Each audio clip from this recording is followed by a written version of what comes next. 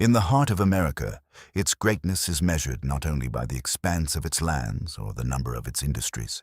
It shines in the boldness and determinations of a people who, in just over a century, transformed from a colony into an unbeatable world power. Since the late 19th century, the United States not only secured a prominent position on the global stage, but imposed a new paradigm of domination and influence that shaped the destinies of entire nations. This is the story, not just of a country, but of the ambition of an empire that, with its ideals of freedom and progress, set out to conquer the world, believing that its manifest destiny was not just a right, but a glorious responsibility. The journey we will undertake will take you through the meanderings of an era in which modern American imperialism emerged, supported by the strength of its industries, the power of its arms, and the strength of a people who believed they were ahead of their time. But what if imperialism was never really about territory? What if it was something far more sophisticated, a multifaceted force that expresses itself in various ways? For Americans, this meant not only the acquisition of new lands and markets, but also a civilizing project that many regarded as a sacred mission. With Theodore Roosevelt's famous big stick diplomacy and bold moves for territorial expansion, the United States emerged as a power that, with almost religious determination, sought not only to assert itself, but to transform the world around it. However, beneath this facade of benevolence lies an ambitious and often brutal dynamic in which acts of conquest and military control were justified as necessary steps in the creation of a new world. Throughout this documentary, we will explore the complexities underpinning this American imperialism, attempting to understand how the exuberance of the generation that conquered new horizons was fueled at the same time by deep social and political tensions.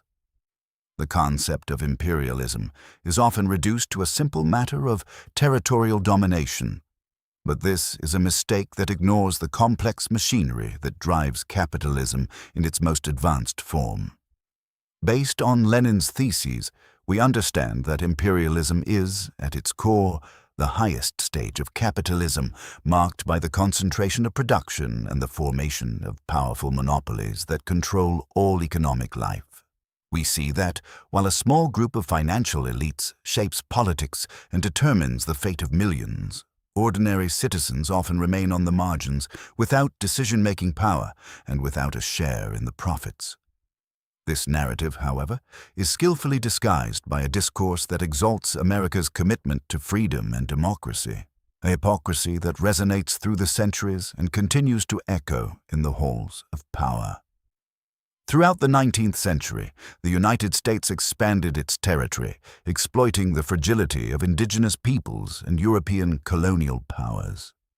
The peak of this shift was the Spanish-American War, an emblematic moment in which the young nation not only defeated a weakened rival, but also embarked on a bold endeavor in search of new markets and spheres of influence.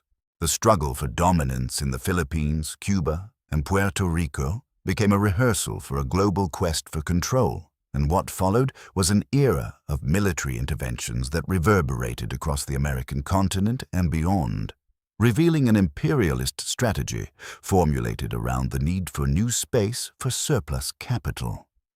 As these forces moved in search of markets and resources, the construction of a network of power and influence began to take robust and systematic forms, ensuring not only economic dominance, but also America's military position as one of the most powerful in the world. The apogee of this imperialism came with the formation of monopolies that, in a spiral of growth and merger, resulted in a new oligarchic elite that directed the nation's destiny. While industry and finance leaders united, the working class found itself embroiled in daily struggles to secure their rights and support their families, often being the first victims of expansionist policies. The Sherman Antitrust Act, an initial attempt to contain these monopolistic powers, proved ineffective in the face of the growing power of trusts, which became increasingly integrated into the very structure of government. This partnership would be fundamental in the following decades, when the need for new investment areas led the United States to employ both economic diplomacy and military force as its primary tools of expansion. Yet the global landscape was rapidly changing. With the rise of militarism and the demands for external markets, the United States began deploying its troops on missions that went beyond defense, engaging in a series of conflicts that would become emblematic of its foreign policy.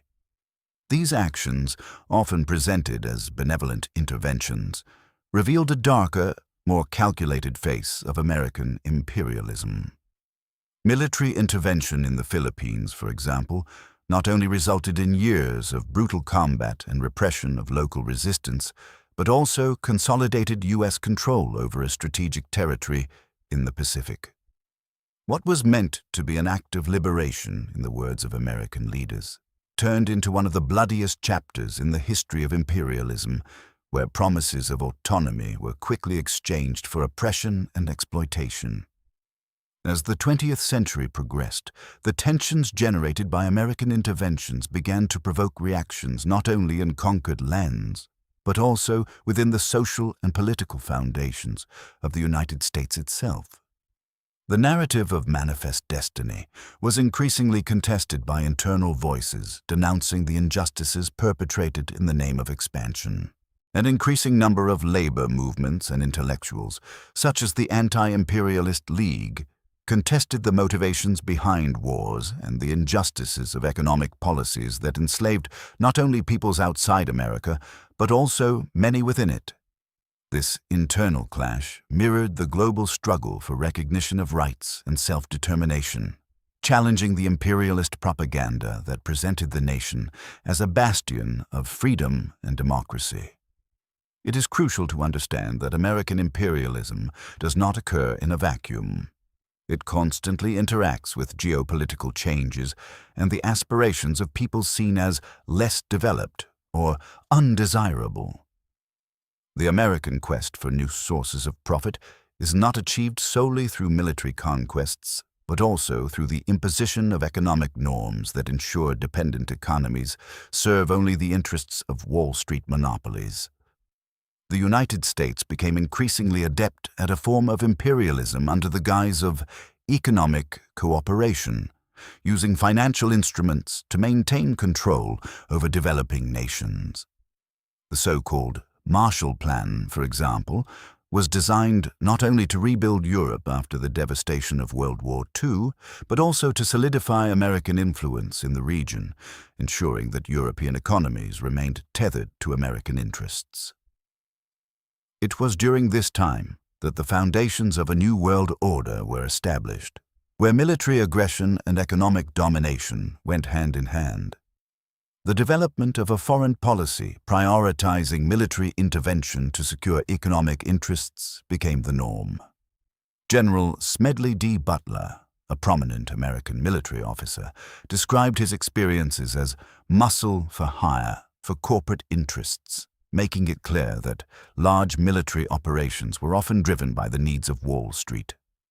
The spirit of this era was that interventions were justifiable as long as they contributed to strengthening American hegemony. Throughout the 20th century, this imperialist strategy expanded to include a wide range of tactics, maintaining the form of domination without the explicit need for large-scale colonization. The United States refined its control techniques, utilizing allied regimes and puppet rulers to ensure that the sovereignty of countries was only nominally respected while remaining under the watchful eye of Washington.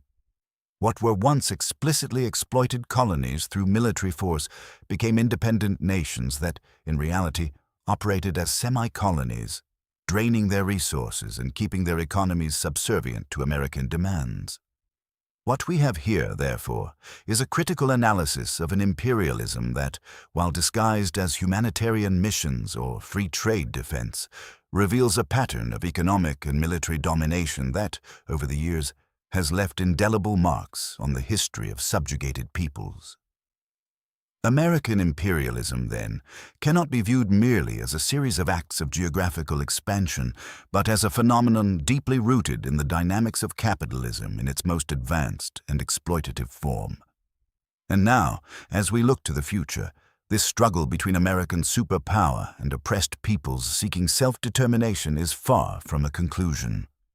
The history of American imperialism is, ultimately, a history of challenges, resistance, and a continuous quest for liberation. In the end, what looms is a growing awareness among oppressed nations that true independence and sovereignty are not formed merely through appearances or empty promises, but through an incessant struggle against the forces of oppression that seek to perpetuate exploitation. The narratives of the peoples resisting American imperialism are flourishing, connecting to a global wave of liberation movements that challenge the hegemony of the superpower. Echoes of resistance are heard in every corner of the world, from the slums of Latin America to the streets of Manila, where former revolutionaries have become champions of new ideals and resistance strategies.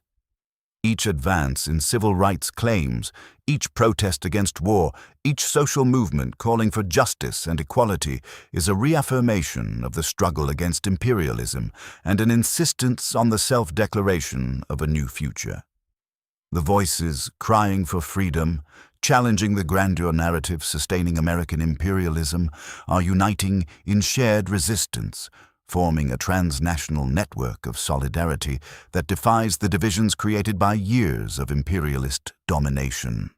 Thus, as the United States seeks to project its power through diplomacy and military force, the peoples around the world respond not only with words but with actions that connect their stories of struggle to a common goal: a world free from oppression, where human dignity prevails. The future of American imperialism is a question of great uncertainty as challenges arise not only from abroad, but from within its own society. The critical consciousness that generates internal resistance is growing, and with it, a new narrative is forming. One where American citizens re-examine their role and the morality of their actions on the global stage. This is a decisive moment in which the history of imperialism intertwines with the history of the struggle for rights and justice, both within and beyond the borders of the United States.